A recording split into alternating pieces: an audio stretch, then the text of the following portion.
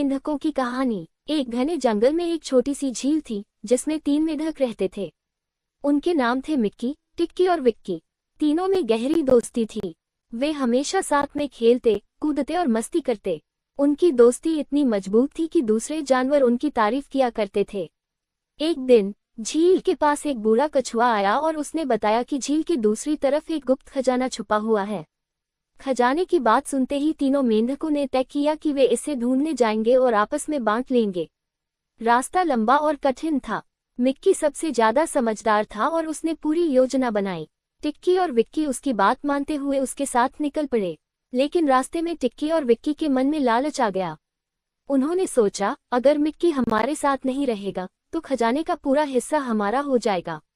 टिक्की ने विक्की से कहा, हम मिक्की को रास्ते से हटा देते हैं, फिर खजाना सिर्फ हमारा होगा। दोनों ने मिलकर चालाकी से योजना बनाई। रास्ते में उन्होंने मिक्की से कहा, तुम यहाँ थोड़ी देर आराम करो, हम आगे जाकर रास्ता देखते हैं।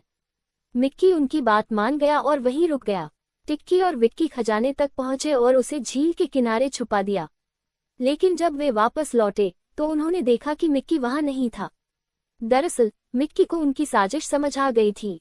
उसने खुद एक दूसरी राह पकड़ी और उसी खजाने के पास पहुंच गया। मिक्की ने खजाना उठाकर वापस झील में ले जाकर छुपा दिया। जब टिक्की और विक्की वहां पहुंचे तो खजाना गायब देखकर वे परेशान हो गए। मिक्की झील से बाहर निकला और बोला, दोस्ती भरोसे की होती है, धोखे की नहीं।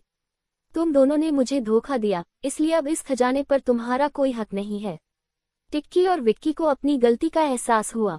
उन्होंने माफी मांगी, लेकिन मिक्की ने कहा, माफी से भरोसा वापस नहीं आता। अब मैं अकेले ही इस खजाने का इस्तेमाल करूंगा। ये कहानी सिखाती है कि लालच और धोखा केवल रिश्तों को बर्बाद करते हैं और अंत में सच्चाई और ईमानदारी की जीत होती है।